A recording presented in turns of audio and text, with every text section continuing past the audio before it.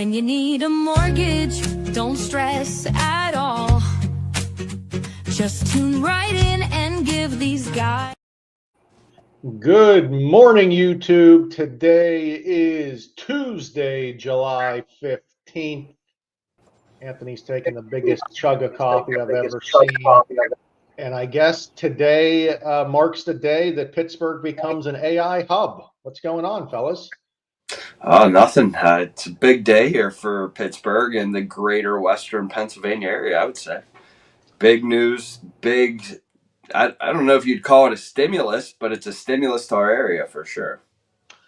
I mean, frankly, this has come out of nowhere. Last week, we heard rumblings about CMU doing something, saw some protests down there, and now there's this AI summit that's being talked about by the senators and billions of dollars coming to the city. Yeah, all the top level CEOs from across the world are going to be here today meeting with President Trump, and it looks like they're going to give a big old check of, what is it, 11 figures? It's something crazy, and I think we take CMU for granted being from Pittsburgh, but wow, is it really impressive across the global stage right now? Yeah, very impressive, and I'm here for it. I'm ready for it. As the AI chief innovator, CEIO tech guy. I mean, even Bell is excited about it. Belle won't shut up. Yeah, it kind of got unfortunate with her getting let inside, and now she just keeps barking at my door. So it's a never-ending battle with her. Listen, we get excited when we hear about AI innovation. Bell gets excited about hearing about AI innovation. So it's okay. It's all Belle good. off. You like that? I like that. See, that's a well-trained dog right there. Look at that, everyone. Spend the money, train your dog. They stop barking when you get excited about AI. Yeah, it's I trained her to bark for AI as well as goals during the soccer game. So goal in the soccer game, she will go out. Anth, how are you today? I'm mute. You're muted, brother. I'm fabulous right now. Word. Well, yeah, fellas. So we got the big AI meeting today. Watch the news. I'm sure you'll hear about that. Great investment for the city, Western Pennsylvania, the whole state. So very exciting. Love to see that.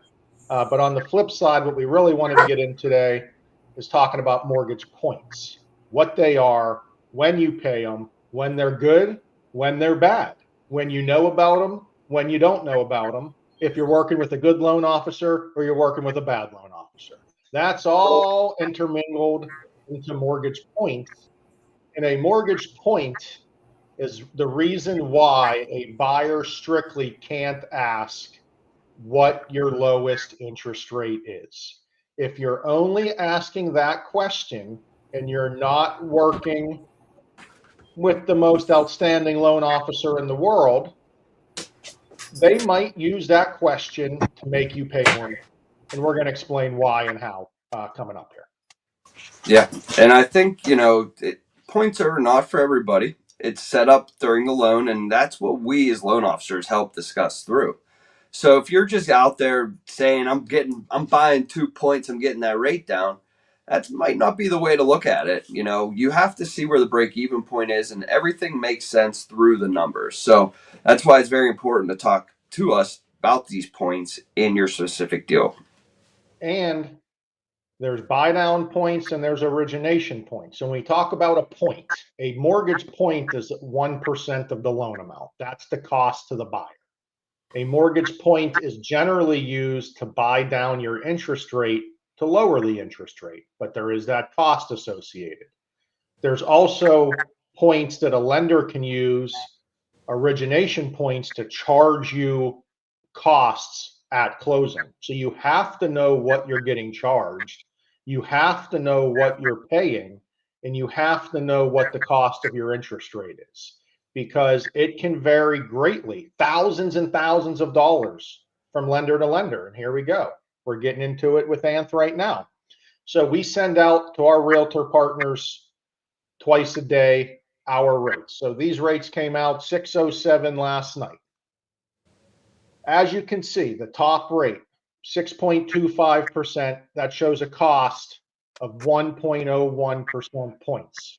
Okay, if you go down to the bottom of the rate scale, 6.5 is 0 points. So how we explain that, Tom, right? 6.5% is our base rate, our no cost rate. If you want to buy down to a lower rate, each individual rate has an individual cost for you. Yeah, exactly. And as you can see, those costs to get those rates are 1.017%. And you might ask, what is the percentage? What are we doing the percent of? And that percent is the loan amount. So I think you have the breakdown right here. Yeah, it's pulled up. And that will be the breakdown of it. So as you can see, it's a $300,000 loan amount, and we're a little bit over 1 point. So 3,000 would be 1 point. So 3,051 would be the 1.017. And then you go up one scale, it's at 6.375. I believe, Ryan, it was like 0.48 on that. I don't remember right above, but 0.48, he's got a mind like a steel trap, ladies and gentlemen. And yeah, so, I just did my math quickly, backwards there. That's how I figured it out, So 1,446 is a little bit less than the 1,500, which would be 0.5% of that point. So on average, is the mortgage rule of thumb is 0.25% equals 1 point. And that's kind of what we take a look at. Maybe we'll be able to get you 0.375% off of 1 point. And that's when it might make sense to pay the points. So it's all about the pricing and where these things come in as well. And the biggest thing here is oh my Lord. Ooh. Okay, we're back. Is if you're a buyer and you're just asking one of us for the lowest interest rate. Got the wrong. Oh my gosh, Anthony's going crazy. So if you're a buyer and you only ask for the lowest interest rate and you're trying to get in with the least amount out of pocket, this might not be a great option for you, because we would give you 6.25, but your closing costs are going up $3,000. Maybe you don't have the $3,000 to spend and you don't want that. You'd rather take the 6.5 with no costs. So, I mean, it's going to be different for every buyer. And this is only half of the equation here, because we have to figure out the break-even point. And that's the biggest part here again. So if we keep scrolling down, of course, the payment at 6.5 with no cost will be $23.84 here. Okay. If you buy it down to 6.375, it's going to drop down to $23.59. So you are going to save $25 a month. Is saving $25 a month worth $1,446 to you? That's going to take 57 months to break even. Tom, I don't know if that's worth it to you. That's not my decision to make. That's going to be a buyer's decision to make on their payment related to their overall costs. 100%. It's always the buyer's decision on what they want to do with their rate and how many points we want to buy it down. We give recommendations based on what we think and what's going to happen within the market. If I saw this and the buyer was coming to me and wanted to do this, I would probably recommend that they wouldn't do this at this point in time with that break-even point for how much money they're saving. That doesn't mean that I would say that for every buyer. This is on this specific transaction, with you just showing the numbers where it's at. 57 months is almost equivalent to 5 years. And right now, what we're hearing, what we're thinking is people are not going to have that loan for 5 years at this point. Again, we've said that for a few years now. So now we're still coming up on that 3-year mark, probably next year, where the people we were saying that to 2 years ago. But in hindsight, that's what we have to do. We have to make educated guesses and smart decision off the information that we have currently. We don't have the crystal ball. If we did, I'd probably be gambling on much more than interest rates right now. So, yeah, so that's kind of what we're doing. We use the information that we have currently to make the most educated guess possible. And it depends on the buyer and how long they're going to stay in this house. It means 57 months of a break even means you're not benefiting from paying the points until the 58th month. From 58 months to 360 months, you're benefiting. But up until that point, you haven't recouped the $1,446 you paid at closing. So if you tell me you're only going to be in this house for 2 years, that's going to play a big part in if you would pay points or not, because you're never going to recoup that cost in 2 years. And on the hindsight, just because you're buying the rate down more doesn't mean it's a better option. Let's go down to 6.5. That lowers the payment to $2,335.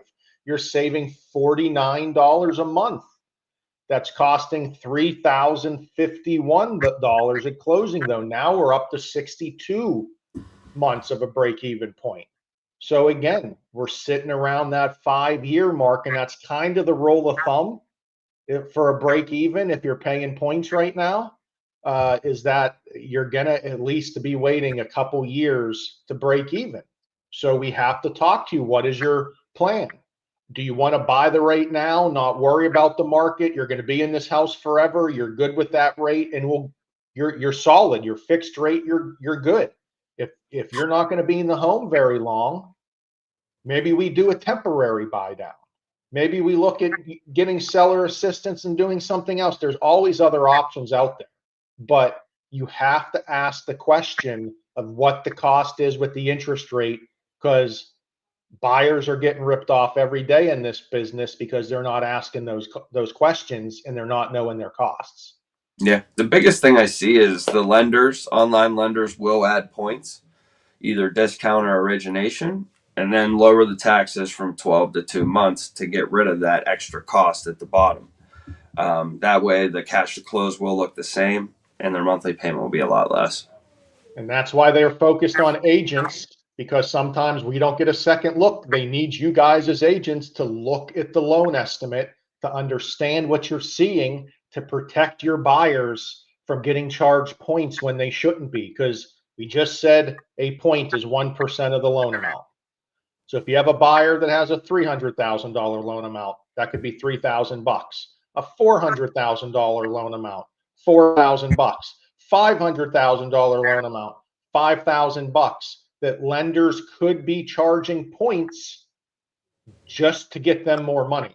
It may not even be helping the interest rate. So you have to be aware. Be aware. Understand what you're looking at. Call us for a second look.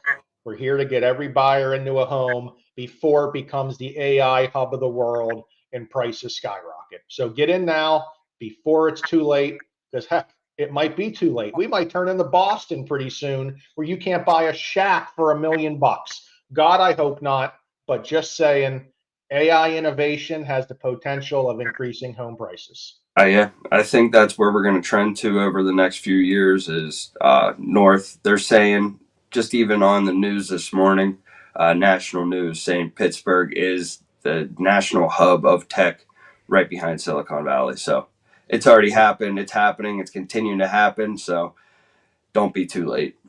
There you go. And Anthony didn't turn into a mute. He just tried to echo all day today. Little TD. We're good, man. We're good. All right. Well, hope you guys have a great day, and we will see you Friday. Later. See you. Tom, Ryan, and